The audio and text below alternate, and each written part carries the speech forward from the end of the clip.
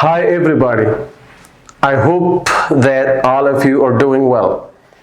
Today in this video I'm going to teach you the four principal forms of verbs in English language and how to use these verbs in different tenses. So let's begin with the name of Allah, who is very kind and merciful.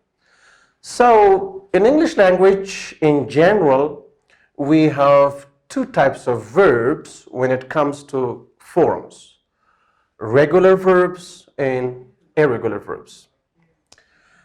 It's pretty easy to learn the second and third form of regular verbs because you just add d or ed, the suffix d or ed, to the end of a regular verb, and it is changed to second form. And the second form and third form of regular verbs are the same.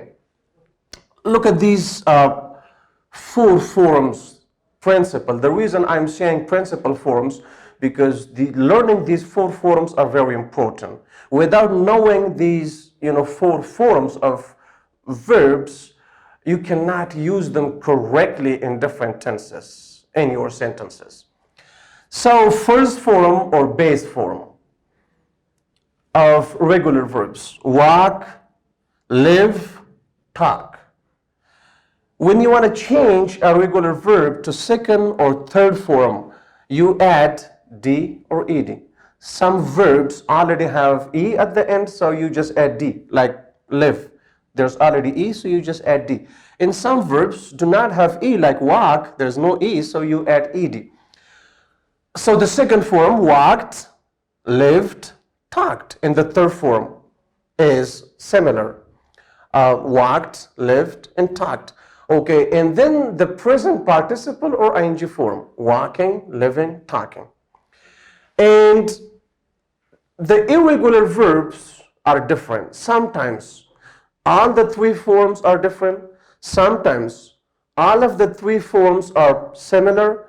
Sometimes the first and the third form are similar and the second form is different. Look at these irregular verbs: see, saw, seen, and seeing, the present participle or ing form. So the second, the third, and the first, all of the three forms are different. But teach, taught, taught, only the first form is different and the second and the third form are the same. Or like some verbs: hit, hit, hit, put, put, put. All the three forms are similar. And finally, the present participle or ing form, hitting. And sometimes, the second form and the third form are similar, but the first form and the third form are similar, but the second form is different. Like run, ran, run. Or come, came, come. Or become, became, become. So learning all of the four principal forms of verbs is very important. Why? Because without knowing the second form of a verb, you cannot use that verb in simple past tense. Without knowing the third form of a verb, you cannot use that verb in perfect tenses or in passive form. So now I'm going to just explain, each form, that in which tense we use each form. The first form is used in simple present tense or after modal auxiliaries. In simple present tense, for example, we walk every morning, or he walks every morning, or they walk every morning. Or for example, we should walk every morning after modal auxiliaries. The second form is only used in simple past tense, in affirmative sentences. Not in negative sentences, not in interrogative sentences, only in affirmative or positive sentences.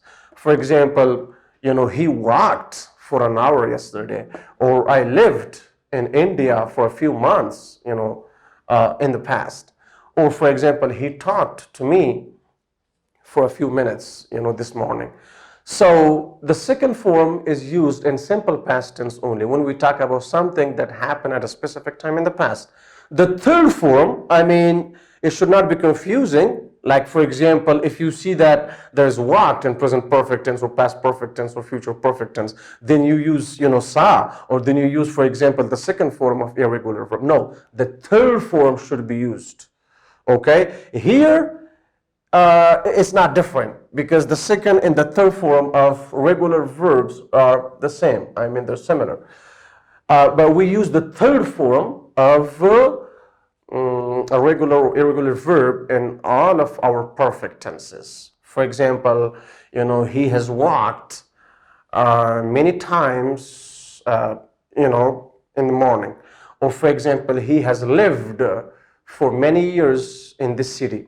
So, or for example, I have seen a lot of Hollywood movies, or for example, I have taught, many students. So now, in present perfect, past perfect, future perfect tense, we use the third form or past participle form of, the verb.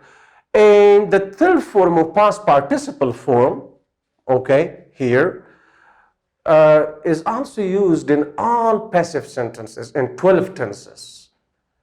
Whether your sentence in active form is in present form or present continuous or present perfect or present perfect continuous or simple past or past continuous, in all 12 tenses, okay?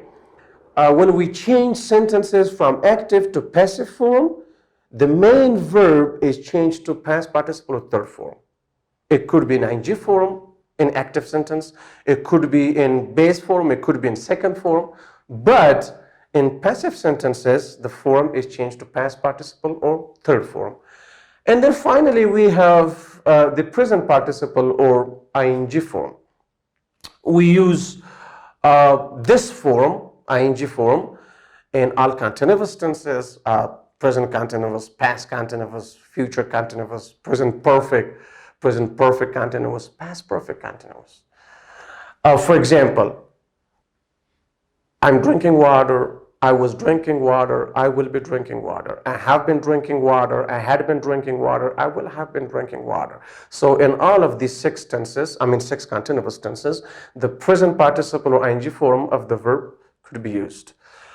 Also, the present participle or ing form can function as a adjective, as a present participle adjective.